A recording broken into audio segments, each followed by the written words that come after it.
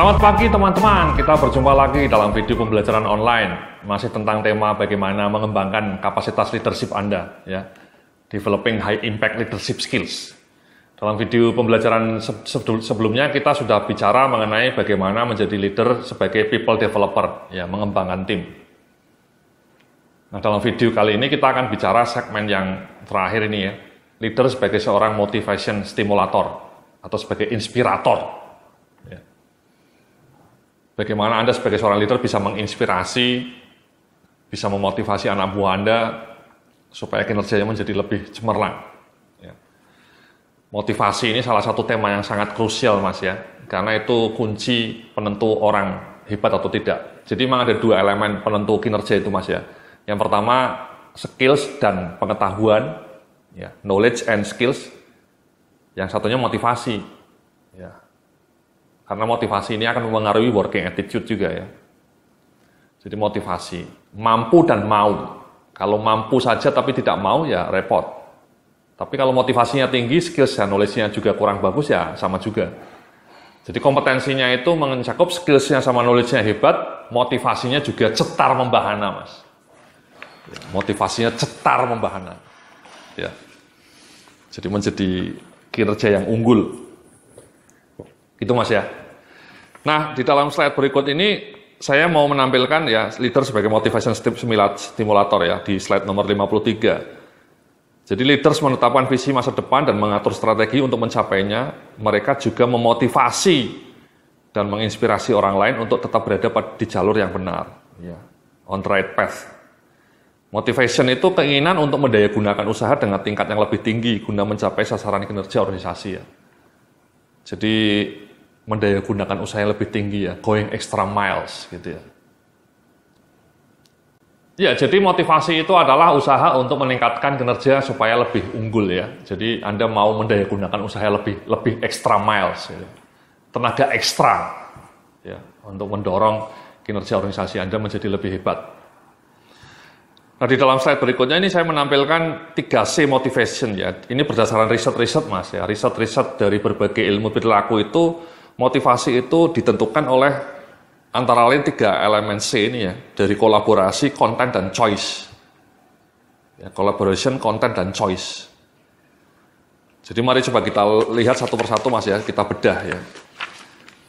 Jadi yang pertama itu kolaborasi, ya. Jadi seperti yang Anda lihat di slide di depan Anda ini, ya, orang-orang merasa lebih termotivasi untuk bekerja keras ketika mereka terinspirasi untuk kerjasama, memiliki kesempatan untuk membantu orang lain mencapai kesuksesan, ya, kolaborasi.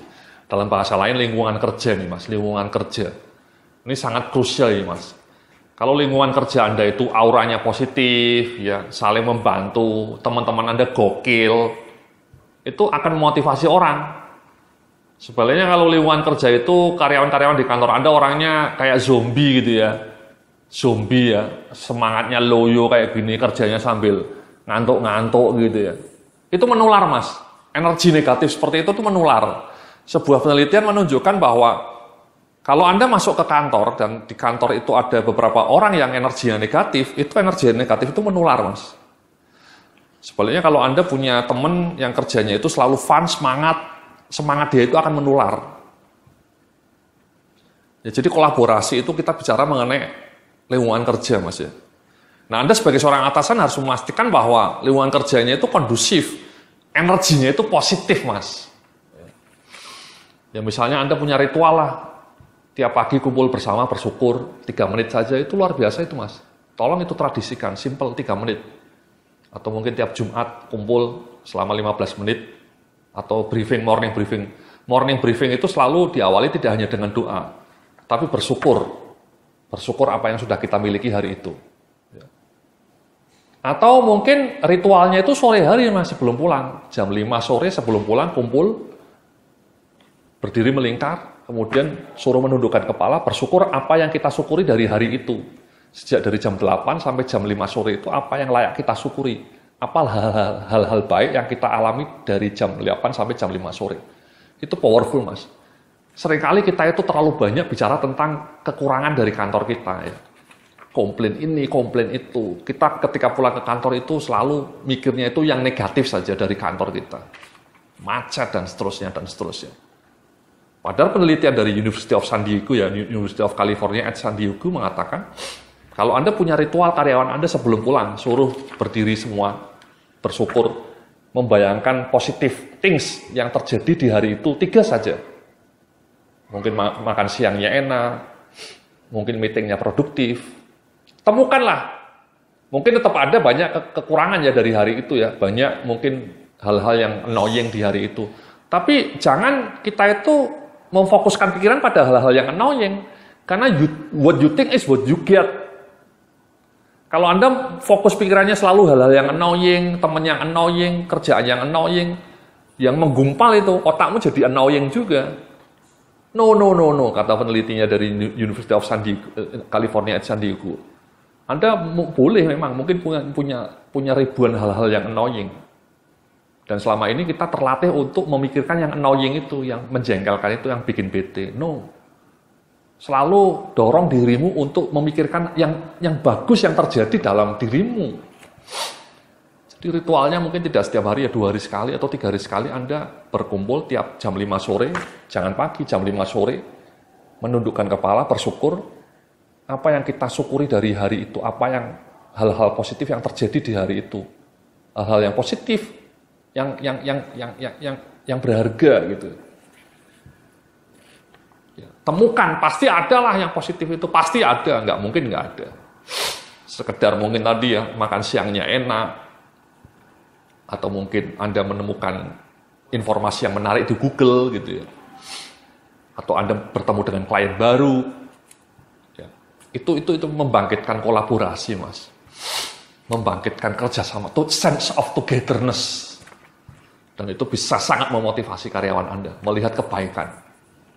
Ya, tidak hanya energi negatif yang bersemayam. Oke? Nah yang kedua, konten ini Mas. Orang-orang merasa lebih termotivasi untuk bekerja keras ketika mereka memahami bagaimana pekerjaan mereka dapat menambah nilai bagi perusahaan, value. Ya, ini konten ini Mas. Ada sebuah kisah yang menarik ini Mas ya, contoh sederhana. Ada 2 orang tukang batu Mas, tukang bangunan ya. Sedang masang semen gitu ya, mengaduk semen. Yang satu ditanya, sedang apa kamu? Saya sedang mengaduk semen, ini kerjaan saya cuma mengaduk semen kayak gini. Membosankan. Tapi yang satu ditanya, kamu sedang apa? Sama kerjanya, sama-sama mengaduk semen. Yang satu bilang, tadi mengaduk semen, yang satu, sedang apa kamu? Saya sedang membangun gedung termegah di kota ini, Mas. Saya sedang membangun gedung termegah di kota ini. Jadi dia tidak bilang, saya sedang mengaduk semen.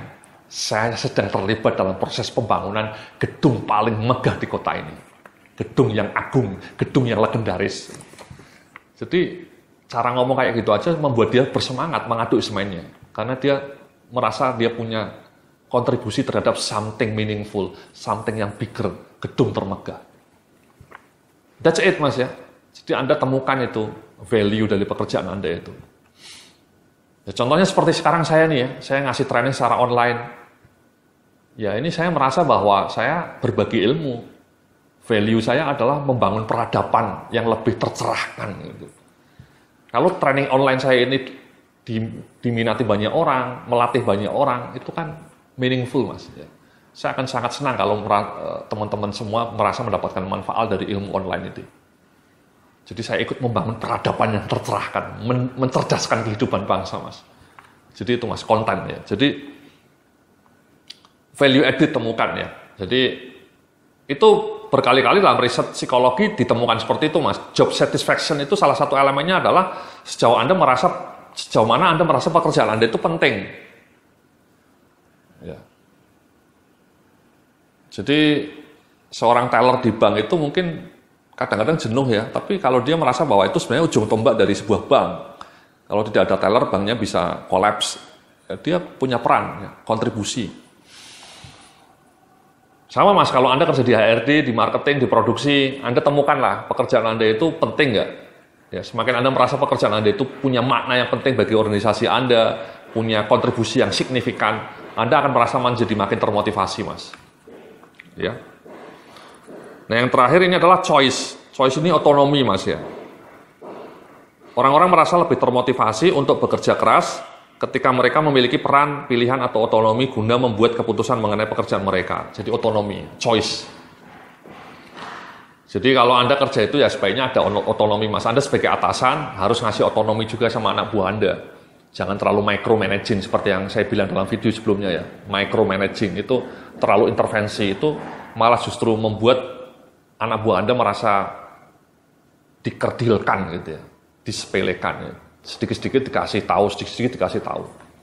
Kasih otonomi. Kasih otonomi, kasih wewenang, dan kasih kebebasan. Dengan cara itu Anda mendidik anak buah Anda juga untuk berani take decision, to decide something gitu Mas ya.